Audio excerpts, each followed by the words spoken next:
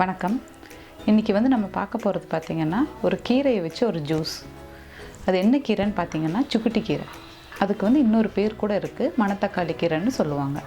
இந்த கீரை பார்த்திங்கன்னா இந்த வாய்ப்புண் வயிற்றுப்புண் இருக்கிறவங்களுக்கெல்லாம் நல்லா கேட்கும். அதே மாதிரி தொண்டைக்கட்டு இல்லையா, நல்லா சத்தமாக பேசுகிறவங்க, நல்லா சிங்கர்ஸோ இல்லை மேடை பேச்சாளரோ பார்த்திங்கன்னா தொண்டைக்கட்டும், அவங்களுக்கெல்லாம் இது ரெகுலராக எடுத்துக்கும் போது அந்த தொண்டை கட்டுற பிரச்சனை இருக்காது.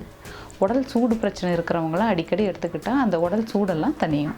இந்த மணத்தக்காளி கீரையில் பார்த்திங்கன்னா phosphorus, vitamin A, vitamin B, vitamin C, iron, calcium எல்லா சத்துக்களும் இருக்குங்க. அப்புறம் பார்த்திங்கன்னா இந்த காய்ச்சல் வரனால கை கால் வலியெல்லாம் இருக்கும் இல்லையா, அப்போ இந்த மணத்தக்காளி கீரையை ஜூஸாக எடுத்துக்கும் போது அந்த கை கால் வலியெல்லாம் நீங்கும். இந்த கீரை எடுத்துக்கும் போது பார்த்திங்கன்னா இந்த சிறுநீரக கோளாறு இருக்கும் இல்லைங்களா, அவங்களாம் இதை ரெகுலராக எடுத்துக்கும் போது யூரின் நல்லா பிரிஞ்சு போகும்.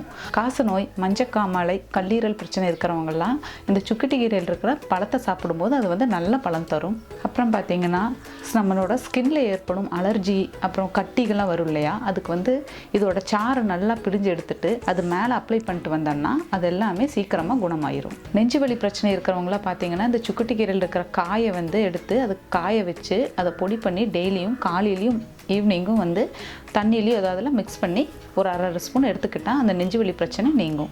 புதுமண தம்பதிகள் பார்த்திங்கன்னா இந்த சுக்குட்டி பழத்தை ரெகுலராக எடுத்துக்கும் போது சீக்கிரமாக கருத்தரிக்கிறதுக்கான வாய்ப்பு அதிகமாக இருக்குது இந்த பழத்தில்.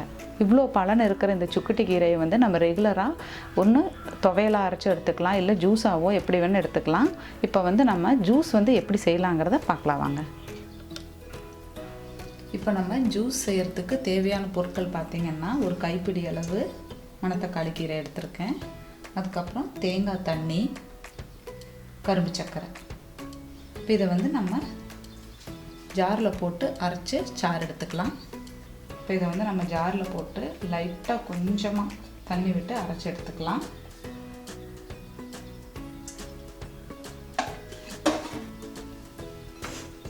நம்ம இப்போ அரைச்சி எடுத்தாச்சு, இதை வடிகட்டிக்கலாம்.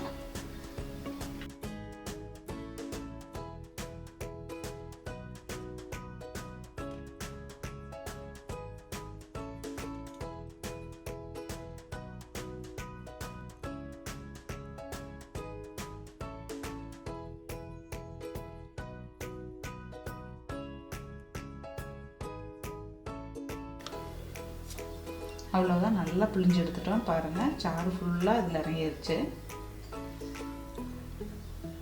இப்போ இது கூட நம்ம தேங்காய் தண்ணி எடுத்து வச்சுருக்கோம் இல்லையா, அதை ஆட் பண்ணிக்கலாம்.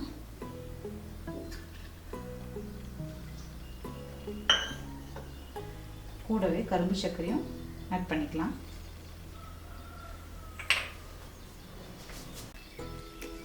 நல்லா மிக்ஸ் பண்ணி விட்டுடலாம்.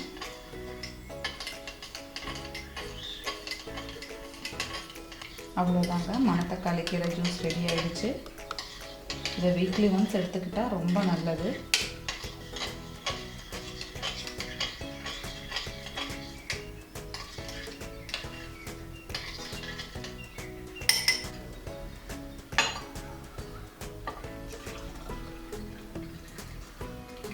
அவ்வளோதான், மணத்தக்காளி கீரை ஜூஸ் ரெடி ஆகிடுச்சு. வாய்ப்புண் வயிற்றுப்புண் பிரச்சனை இருக்கிறவங்கெல்லாம் வீட்டில் இதை வீக்லி ஒன்ஸ் ட்ரை பண்ணி பாருங்கள். ட்ரை பண்ணி பார்த்துட்டு கமெண்ட் பண்ணுங்கள். சிம்பிளி ஷென்பா சேனலை சப்ஸ்கிரைப் பண்ணாதவங்க சப்ஸ்கிரைப் பண்ணுங்கள். கூடவே பெல் பட்டனையும் ப்ரெஸ் பண்ணுங்கள். தேங்க்யூ.